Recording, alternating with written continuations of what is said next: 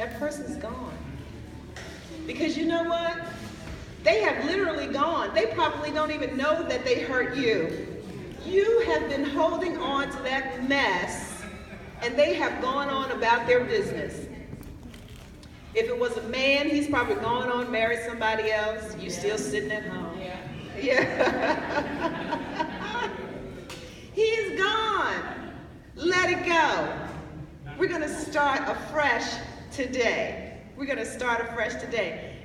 Did any of you all see the movie, The War Room? Yes. Was that not awesome? Yes. What did you take away from it?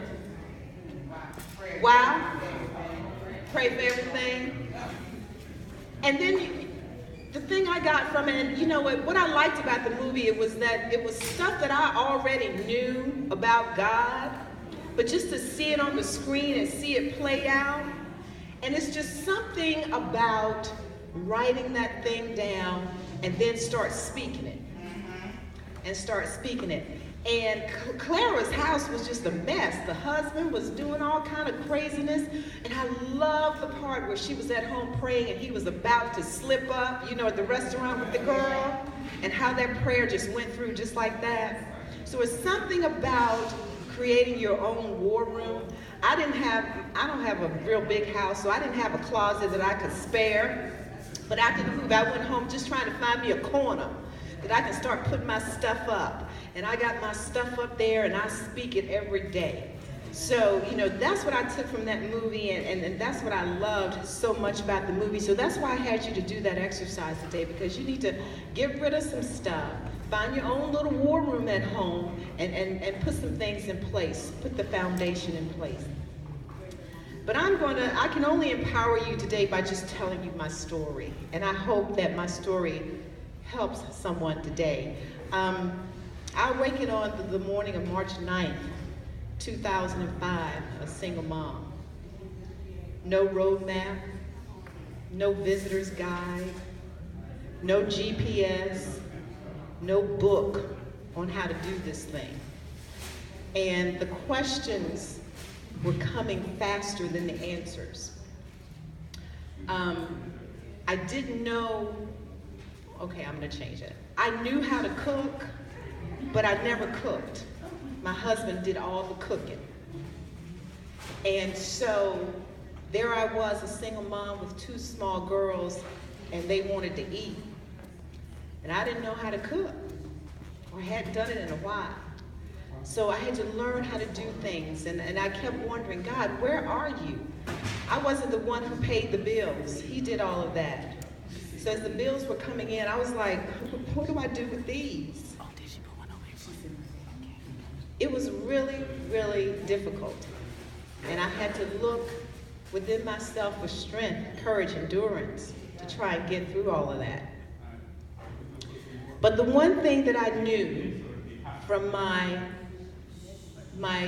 time in the church was that God knew my beginning from my end, or my end from my beginning. And I had always believed that He only wanted the best for me. So even while going through my stuff, I knew in my heart that He really wanted the best for me. And I just wanted to hurry up and get through it.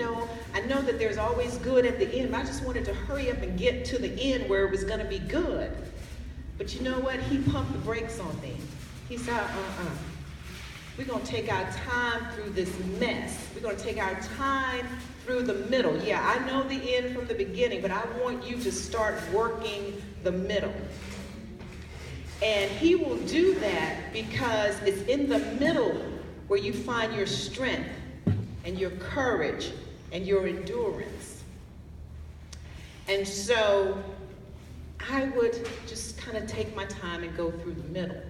And there would be days when I would come home from work, and I would come home early before the kids got home from school so that I could scream and cry and lay out on the floor in front of God and said, where are you?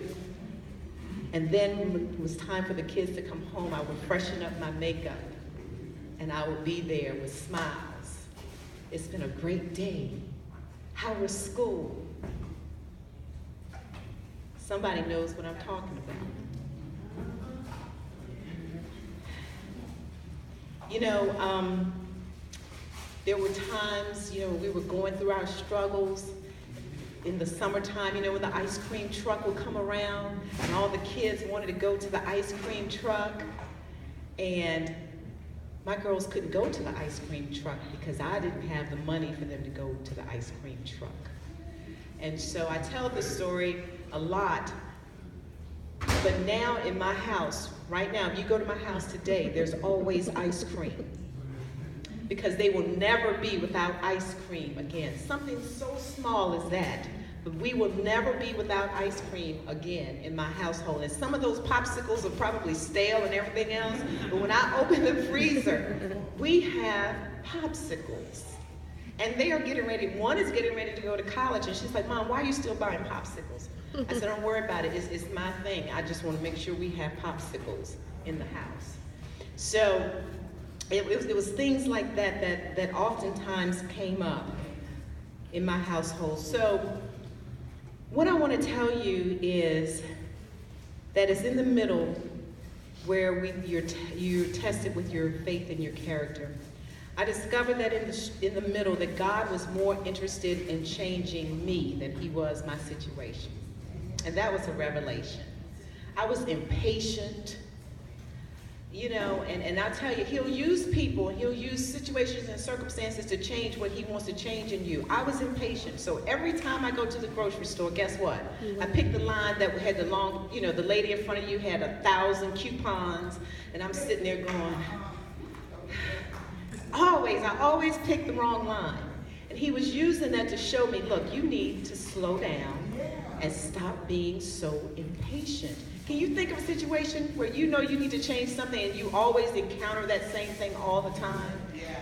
He's telling you you need to change you, not the circumstances around you. The lady with the coupon, you should probably have some coupons of your own, okay? You should have your own coupons. So again, he's telling me I need to slow down and give me some coupons. You the one don't, you know, you run around here with no money, you need some coupons. So I started collecting my coupons. In the midst of all that, I lost my job. I was working in Caroline County at the time, and my position was a grant-funded position, and I lost my job.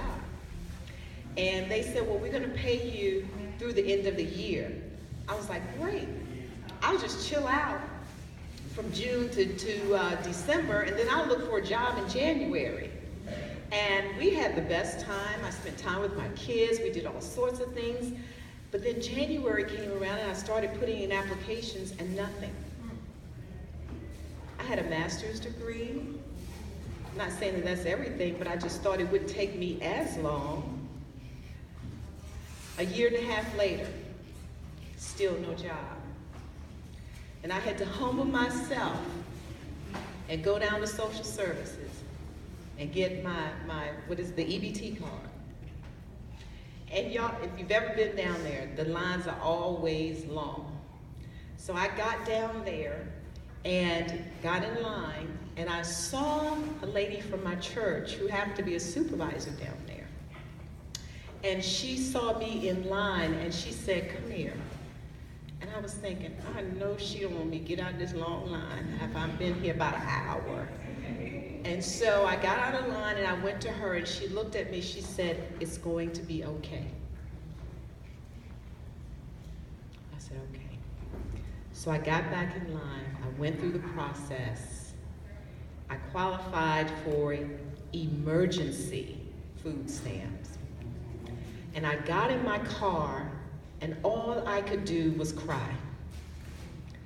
Not because I thought that I was better than any of those women there, but it was because I thought I'd never be there. And what I learned was how to use my EBT card because, you know, I had been in that grocery store line a long time, right? So I knew from that I need to start getting the coupons and things together. I became a whiz at how to cook baked potatoes. I can cook them 203,000 ways now because I needed to stretch my money. So as I'm going through this stuff, I'm learning as I'm going along, okay? Some of you probably already knew this stuff, but as I said, my life was different. I had married a man who took care of everything, bills, cooking, all of it. So I didn't have to do, but now I found myself in a position of having to do, and it was a learning process for me all over again. So also in the middle, I learned to trust God even when I didn't know how things would work out, even when things didn't make sense. So while in the middle, I began journaling. Because a lot of times, as you know, you cannot tell people all of your business. And so my release was to just start writing my thoughts out. I'd always heard, write the vision, made it plain. I was incorporating everything I knew at this point because I was just floundering. So I was writing stuff down. And one day a friend of mine read some of the things that I had written, and she said, "Oh my God, you need to publish this stuff. This stuff will help somebody." I said, "Really?" She said, "Yeah." And so in 2005, I self-published my prayer journal, which is Imprisoned for Preparation, because I felt imprisoned, but I also knew I was being prepared. And so when the book came out, I did what all authors do. I went to different book signings, and I was there at the bookstore, and women were coming up and reading my book, and they would turn, you know, you flip the book over to the back, and they were reading the back of the book, and they would start crying right there in Barnes & Noble. And I began a ministry of sorts in Barnes & Noble, just praying with these women, because although I realized I wasn't the only one whose husband had left her, but I knew there were other women like that, but I just didn't know how it was affecting women. And so I would pray for them right there in Barnes & Noble. And I remember going to a Barnes & Noble in Washington, D.C., and there was this homeless lady. She kept going back and forth. She kept looking over into the store, just walking back and forth, back and forth. And I would always take my daughters with me because there was always something for them to learn in these situations. And so my daughter said, "Mom, why don't you invite her over? Because I know you always give one book away. Why don't you give it to her?" And so I beckoned for her to come over, and she did, but she didn't want to take the book. She said, "I'm homeless." She said, "The book is too big." She said, "Someone's going to steal it." She said, "I don't want to take the book." I said, "Well, can you just share with us why you're homeless?" This woman was a doctor at Johns Hopkins University. She had met a man. He had taken her for everything that she had. She was living under the bridge in D.C., and she was heavily into crack. A doctor. And so, as I continued to do those book signings, I realized that everybody's got a story. Everybody's got a story. So from there, I said, you know what? I'm going to start having a conference called I've Got a Story to Tell. And I started doing that, and I did that for 5-6 years, bringing in people who had a story to tell so they could share it with other people. And then I believe it was the last conference that I had, not knowing that that was going to be the last one. When I was closing out, I was talking about my love for single parents, just because of my journey.